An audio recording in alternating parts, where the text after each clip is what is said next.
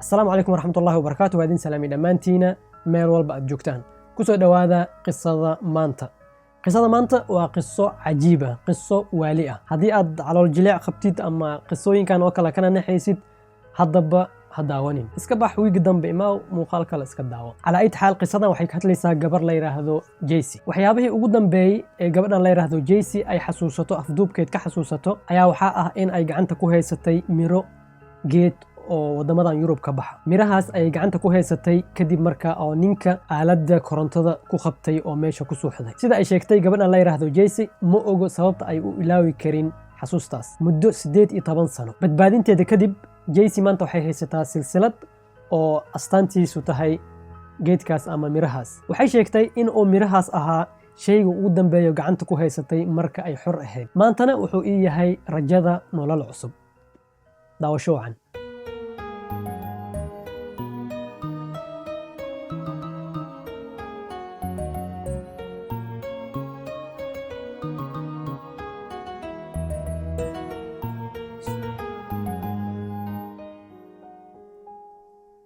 Jaycee waxay u dhalatay dalka Mareykanka waxayna la nooleed hooyadeed iyo ninka hooyadeed qaba. 1991 waxay jirtay 11 sano. maalimaha ka mid ah sanadka markuu ahaa 1991 Jaycee waxay u socotay iskuulka.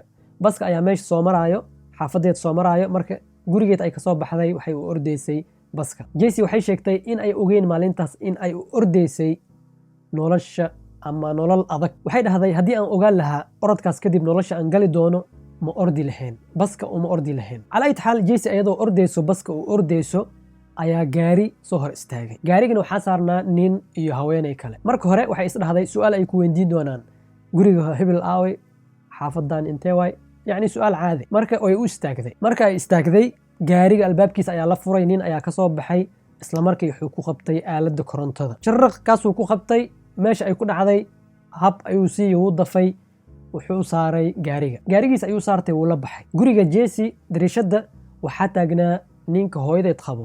isla markii wuu soo baxay laakiin uu ka gaari waayay. khaylo wuu baxay. gaarigii wuu baxay wuxuuna watay Jaycee. ninka hooyadeed qabo waxaa la yiraahdaa Carol. ninkaas wuxuu sameeyay booliiska uu wacay. marka Jaycee la kaxaystay isla markii wuxuu wacay booliiska. wuxuu sheegay gaariga noociisa iyo qofka gaariga wadaayay qaabkiisa iyo waxyaabahaas. laakiin tilmaamtiisa waxay ahayd tilmaan ku filneen booliiska. macnaha ma raadin karaan gaari cad uu dhahay.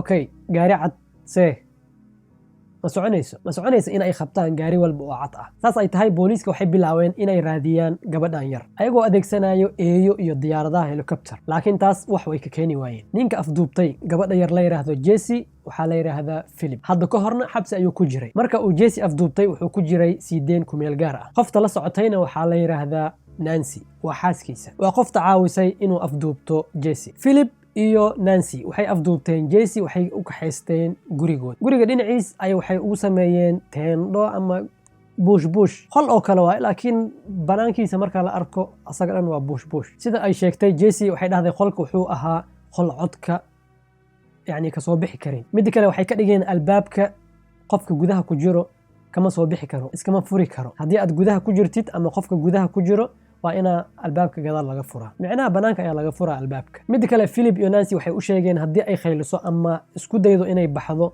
eeyo ayaa jooga banaanka oo ay cuni doonaan. run ahaantii Jaycee way yareed. eey iyo waxaas iyo waraabo ayaa banaanka jooga. dadka dilaayo, qof dadka dilaayo ayaa jooga banaanka. haddaa loo sheego way cabsaneen. marka way iska aamustay. qolkii ay ku jirtay meesha ayay xabsi uga dhigeen. qolkaas ayaa wuxuu ahaa qolka ay ku noolaan doonto muddo dheer. Philip iyo Nancy waxay sameeyeen maalimo kadib gabadhii ay dharka ka dhigeen. ayadoo dhar la'aan ah ay meesha ku jirtay qolkaas. waxay haysatay maro kaliya oo ay hogsato. muddo 6 maalimood sidaas ay ku joogtay. waxay u keeni jireen biyo iyo rooti ismaras iyo waxyaabahaas. sida ay sheegtay Jaycee waxay dhahday cunto la cuni karin, cunto ureyso. maalinta toddobaad waxaa imaaday Philip asagoo wado galaas caano ku jiro. caanihii ayuu siiyey. wuxuu dhahay ha baqin, noloshaada way fiicnaan doontaa. Jaycee waxay islahayd waa lagu daynaa, laakiin taas ma dhicin. maalintaas ayuu kufsaday. maalintaas kadib kufsiga wuxuu noqday wax caadi ah. maalin walba cunto oo kale uu ka dhigtay. yacni naxariis dhan ma lahayn. gabar 11 sano jirto qol ay ku xireen ayadoo dhar la'aan ah ayuu haddana kufsaday kadib markuu uu familkeed ka soo afduubtay. Jaycee waxay soo martay nolol adag. aad iyo aad u adag weliba. Maalimo kadib booliiska ayaa guriga Philip imaaday, maxaa yeelay asaga waxaan dhahnay wuxuu ku jiray siideen kumeel gaar ah. Marka siideentii kumeel gaarka ah muddadii ayaa dhammaatay, xabsiga ayaa lagu celiyay. Inta uu xabsiga ku jiray, guriga ama afduubkii waxaa maamulayay xaaskiisa Nancy, ayadaa cunto u keeni jirtay iyo biyo, saasay ku nooleed. Philip markuu soo baxayna afduubkii ay sii wateen. Mid kale waxaa jirto Philip iyo Nancy, gabadha Jessie la yiraahdo, way waaleen, maskaxda ay ka qaadeen. yacni si waxay u waaleen maskaxiyan, waxay u bixiyeen Elsa. waxay dhaheen hadda kadib haddaan kuu wacno Elsa ayaan kuugu wacaynaa. qof hadduu ku weydiiyana magacaada waxaad dhahdaa Elsa. sidoo kale yacni hee inaad dhahdid waay, marka aan kuu wacayno Elsa haddaan kuugu wacno waa inaad dhahdaa hee. 1994 Jessie waxay gaartay 13 sano. da'deed waxay gaartay 13 sano. maalintaas waxay dhahday maalintaas ayaa iigu horeysay sida yacni markaa la xiray kadib 2 sano miya 3 sano kadib ayaa waxay bilaaween, ama maalintaas ayay ii keeneen cunto karsan. muddada ay xirneed dhan waxay cuni jirtay wax la karinaynin sida moos, liin, rooti, waxyaabahaas. marka cuntada u keeneen waxay ku dhaheen cunto ayaan kuu soo karinay maanta. Jessie way yaabaneed, waxay weydiisay maxaa dhacay, maxaa jiro maanta. waxay islahayd weydiin doonaan ama dadkan way baqeen, askaraa imaan doonta, marka cuntay isiinooyin way idiin rabaan. laakiin taas ma dhicin.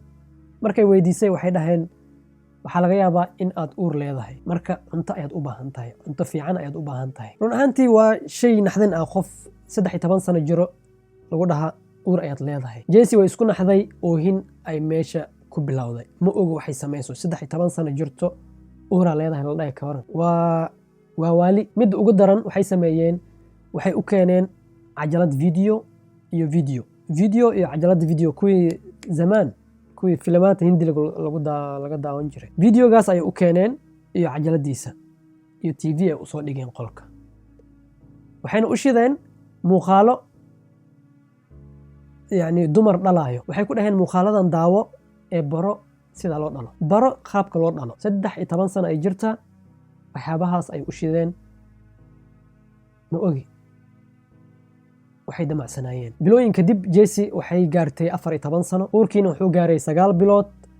marka Jessie way dhashay, qolkii ay ku xirneed ay ku dhashay, waxayna dhashay keligeed. Jessie waxay dhahday anigoo 14 sano jiro oo foosha la khaylinayo, qolka keligay ku xiran ayay dhegeysanayeen. macnaha khayliday way maqlaayeen, laakiin qof ii soo orday ma lahan. waan u wacay, magacyadood ayaan ugu wacay, ma ii soo ordin, qof ii caawiyey ma lahan. waxay dhahday marka aan dhalay ama cuniga iga soo baxay ayaa codka beebiga ay maqleen, codka oo cunugta. markay maqleen oohintiisa, markaasay soo ordeen oo xundurta ka jareen, xundurta ay ka jareen. markaasay soo galeen, markaasay caawinaad bilaaween. kadib meesha ay ku nooleed ayada iyo gabadheed, caanaheed iyo wixii ayaga u keenaan ay siin jirtay. sidaas ay ku nooleed 17 sano. marka ay gaartayna cunugteeda labaad ay dhashay. sidii ay ku dhashay, qolkii ay ku dhashay keligeed, oo weliba marka ugu horeysa mid ka daran. maxaa yeelay hadda waxaa la socota ama waxaa la joogta gabadheed ka yar, macnaha gabadheed yar ayaa qolka la joogto. Jessie waxay dhahday gabadheeda yar ayadoo ifiirsanayso, marna oynayso, marna khaylinayso, foosheeda ama khayladay la yaabaneed ayaan dhalay. Philip iyo Nancyna albaabka gadaashiisay taagnaayeen, waxay sugayeen inta aan ka dhalayo. waxay dhahday xataa iskuma dayin inay qolka soo galaan oo ay i qabtaan ama i caawiyaan, soo riix, neef qaado, yacni waxyaabahaas la sameeyo. xataa waxaas dhan iskuma dayin. albaabka gadaashiisay taagnaayeen, meesha ay igu dhegeysanayeen. qolkana waxaa ka dhex buuqayay khayladeed iyo khaylada gabadheed. gabar yar 2 sano iyo bar ama 3 sano meelahaas jirto, qof dhalayo arkayso. subxaan allah. calaa ayati xaal, marka ay dhashay sidii ay ku nooleed haddana qolkeed ayada iyo labadeed gabar. Philip iyo Nancy, labada gabar waxay bareen in Jessie ay tahay walaashood. Philip iyo Nancyna waa aabihii iyo hooyadii, inkaar qabayaasha. Jessie sidaas ay ku nooleed, caruurteed waxay bartay wixii ay iskuulka ku soo baratay. muddo 6 sano 7 sano iskuul soo dhiganaysay, ayadoo 11 sano jirto ayaa la soo afduubtay.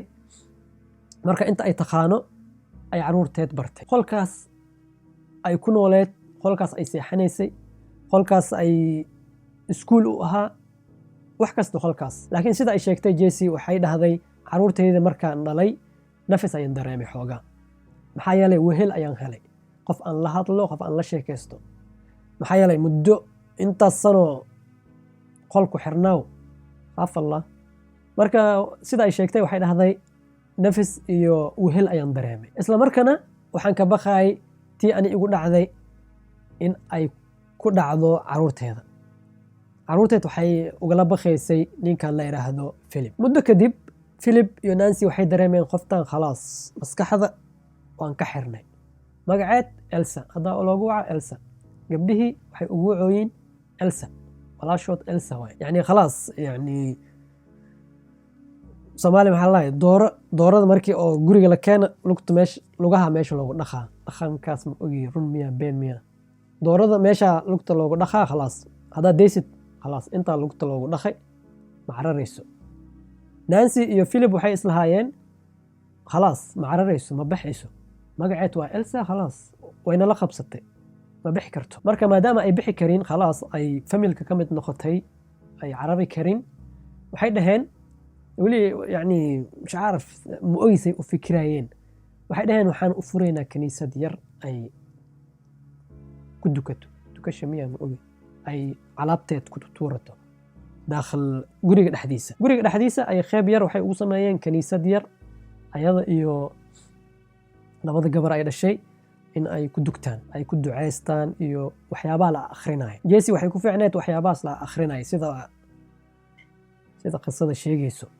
waxyaabahaas ayaa ku fiicneed. marka kaniisadii ayuu u furay. wuxuu dhahay jaamacad inta ku taalo, xaafadda ku taalo ayaan tagaynaa, ilmaha soo jiidanaynaa camal. kaniisad ayaan furanay, kusoo dhawaada waqtigii salaada, waa imaan kartiin, waa ku dukan kartiin kaniisadeena. wejigana oo yani wejiga hor maxaa laase wejigana wuxuu ahaa Jessie. yani Jessie ayaa la watay, ayada iyo caruurteed aa la watay. adaa dadka soo jiidan kartid, hadal yaa kaniisada inta ku furnay bla bla kaaliya. Jessie waxay ahayd khalaas way la qabsatay dadkan caadi, waa carara iyo waa fakana dhan ma dhihin. way raacday, dadaab uu wacaysay kaniisadeena kusoo dhawaada, kaniisadan furanay. laakiin waxaa jirto caruurta intaas sano weligood banaan ma soo bixin, weligood baaskiil ma arkin, weligood gaari ma arkin, weligood dad saan u tiro badan ma arkin. qof oo waxyaabahaas arkinna waa dareemi kartaa suu u dhaqmaayo. way yaabanaayeen, way cabsanaayeen. Jessie ay ku dhegnaayeen maradeed. marka nin security ah meesha joogo ayaa ka shakiyey. isla markii wuxuu wacay askarta. askarta way imaatay, waxaa la qabtay Philip. saldhig ayaa la geeyey, waxaa lagu bilaaway wareysi. gabadhan la yiraahdo Jessie marka la wareystay askarta markay wareysteen waxay dhahday magacayga waa Elsa. magac Jessie ma sheeganin. xitaa marka ay dadku ku soo dhaweynaysay soo dhawaada kaniisadeena waatana iyo bla bla, markay waxyaabahaas ay sameynaysay, markii la salaamo hi nice to meet you iyo waxyaabahaas, waxay sheeganaysay magaca Elsa. khalaas maskaxda way baxday, way xirxireen. laakiin askarta way dareensanaayeen inay cabsanayso. waxay ku dhaheen runta iska sheeg, qofkan hadda ka hor ayuu xirnaa. runta ayaa loo sheegay. waxaa leeyahay qofkan hadda ka hor ayuu xirnaa, waana ka shakisannahay, yani dambiyo badan ayuu soo galay, marka wax kugu sameyn karo ma jirto. waxa sheegtid yani khalaas inta haddaa oo kana qalad iga samey ama wax igu samey haddaa dhahdid, meeshaan ayaa kugu dambeynaysa wejigiisa, mar kale ma arkaysid. runta iska sheeg. Jessie heer waxay gaartay in ay magaceed ku dhawaaqi weyso. waxay dhahday qalan iyo xaanshad ama waraaqad isiiya, magacayga ayaan qoraa. booliiska wuu yaabay, maxaa dhacay? waxay dhahday kuma dhawaaqi kari, waxaan dareemayaa yani ma awooday inaan ku dhawaaqo magacayga. okay, qalan iyo waraaqad ayaa la siiyey, magaceeda ay qortay. magacii ayaa systemka lagu baaray. magacii ayaa systemka laga raadiyey. booliiskii way isku naxeen.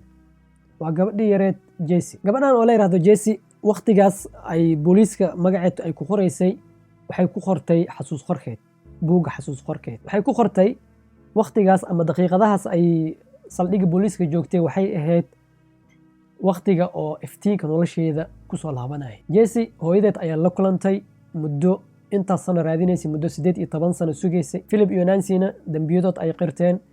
Nancy waxaa lagu xukumay 36 sano, Philipna waxaa lagu xukumay 431 sano. 431 sano يعني خلاص 400 dhan maxaa u dhihi ilaa oo ku dhinta uu ku jira noloshiisa inta ka hartay, cumrigiisa inta ka haray. Jessie waxaa la siiyey lacag magdhow ah $20 milyan maxaa yeelay qaladka booliiska ayaa lahaa. Marka ay Philip deeyeen siideen ku meel gaar ah markuu ku jiray, si fiican uma dabagelin, yani way daayeen khalaas caadi, yani dabagal oo marka waa la daayay, bas dabagalna waa lagu hayay, laakiin dabagalka ma ahayn dabagal mid adag.